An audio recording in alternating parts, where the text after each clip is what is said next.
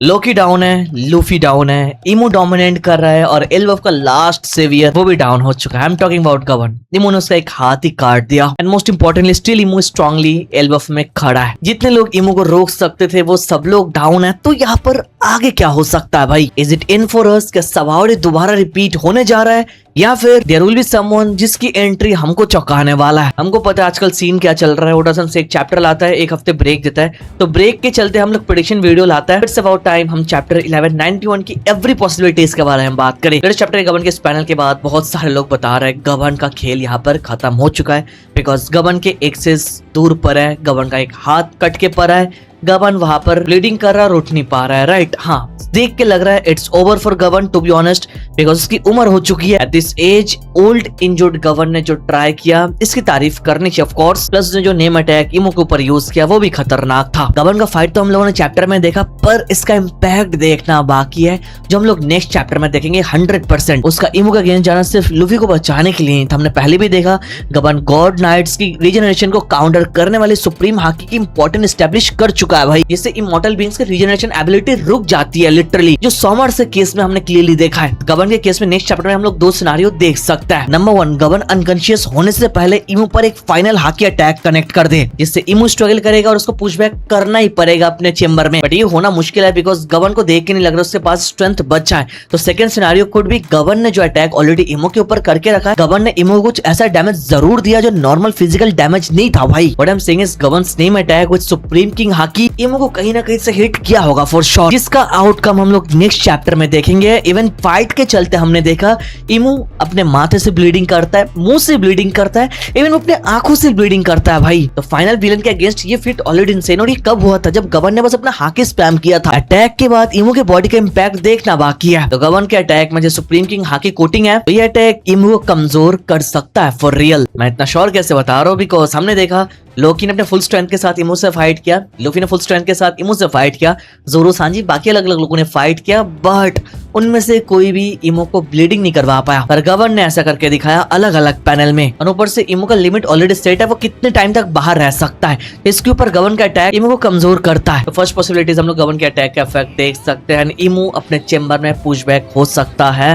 मैं बोलूंगा ये होने का चांसेस सबसे ज्यादा मुझे लग रहा है अभी। बट कुछ भी प्रेडिक्ट करने से पहले एक चीज दिमाग में रखना पड़ेगा, नेक्स्ट वीक ब्रेक है एंड ब्रेक के बाद जब भी ओडासन से चैप्टर लाए एल्बफ में, तब कुछ ना कुछ खतरनाक किया भाई। यहाँ पर सिनेरियो कुछ अलग भी हो सकता है। अब दूसरे पॉसिबिलिटी के बारे में बात करता है। Next thing could be Luffy versus Imu round 2। मैं इसलिए बता रहा बिकॉज चैप्टर के लास्ट में जब गबन वहां पर पड़ा था, लूफी का रिएक्शन हमने देखा और लूफी पहले से बहुत ज्यादा बेटर था। हमें पता है लूफी के स्ट्रेंथ के लिए खाने की जरूरत है, वो अजीब वे में हील करता है हमेशा। बट डोंट फॉरगेट हम लोगों ने वन पीस में लिटरली ये पैनल भी देखा जहाँ लूफी अपनी इमेजिनेशन को एक अलग ही वे में यूज करता है, जिससे उसका जो परमानेंट स्कार मार्क है वो भी उसकी बॉडी से हट जाता है और उसको वो दोबारा जोड़ लेता है। At this very moment Luffy ने हद पार कर दी थी भाई। तो ये सारे अटैक्स लेने के बाद लूफी का फुल रिकवर करना is not something surprising bro. गबन को इस हाल में देख के लूफी के अंदर एक इमोशनल शॉक ट्रिगर हो सकता है, because this not the first time.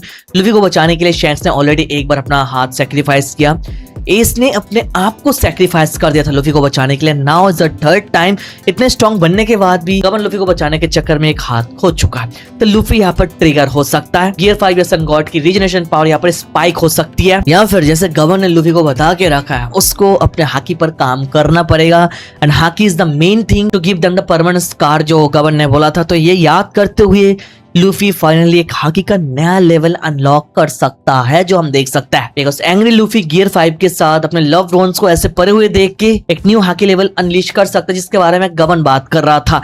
गबन ने ऑलरेडी इमो को डैमेज करके रखा है, इसके ऊपर लूफी लेवल अप करके अगर इमो को हाकी अटैक करे तो इमो अपने चेंबर में पुशबैक हो सकता है। लूफी का कॉन्क्यूरर हाकी इमो के एबिलिटी को इंटरप्ट कर सकता है। आई डोंट थिंक यहाँ पर कोई फुल फाइट होने का चांस है, because at the end of the day 100% Imu pushback करेगा।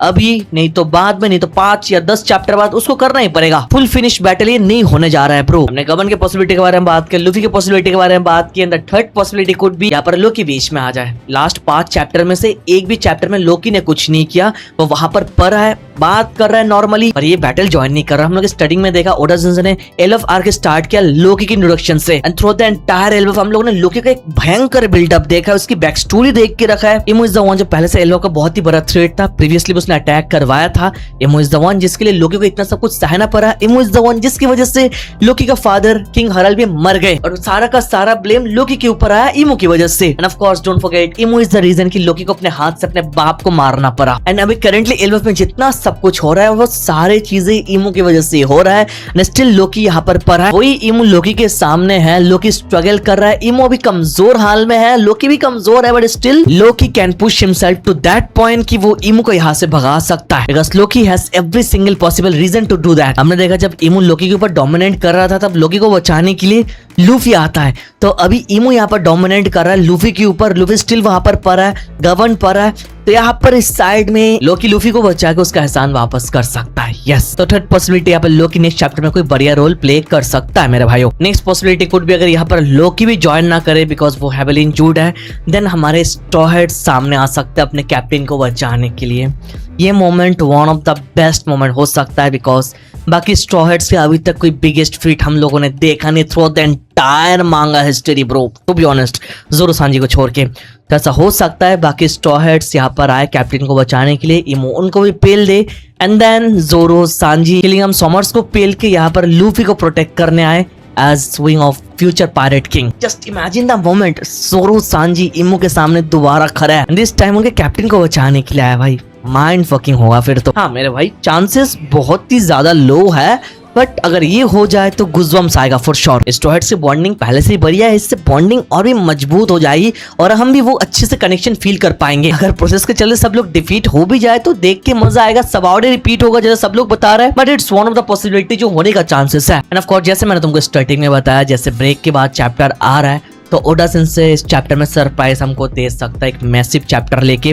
तो सरप्राइज अगर देंगे तो यहाँ पर हैंकर प्रेडिक्शन करना होगा तो कुछ ऐसा हो सकता है लाइक इमो अपने आप को पुश करके फुल मैसेकर मोड में आ जाए तो वह एक न्यू फॉर्म के साथ सबका दिमाग उड़ा देगा, बिकॉज हमें पता है इमो के पास और दो स्पेशल फॉर्म है। नंबर 1 जो हमने पंजिया कैसल में देखा जब साबो वहां पर गया था, नंबर 2 फाइनल वॉर वाला फॉर्म वो नहीं देख सकता है, बट उससे पहले वाला फॉर्म देखने का चांस है। देयर से अनदर पॉसिबिलिटी जिसके बारे में बहुत सारे लोग बता रहे हैं, दैट इज यहाँ पर इमो ने तो गबन को पेल दिया। नाउ जस्ट इमेजिन इमो गबन के सामने खड़े होकर बता रहा है, you are Roger's left hand right, now become mine डोमिनिवर्सी।